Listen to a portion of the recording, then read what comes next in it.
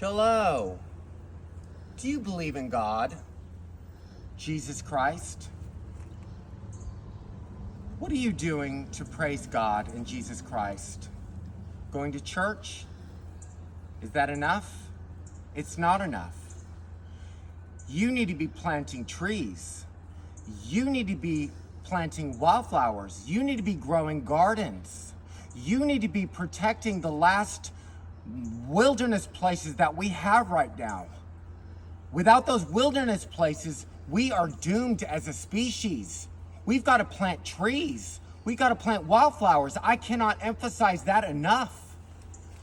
So, I hope you're listening, because right now is the time to green up this earth, or we will not have any earth for future generations. So, shalom.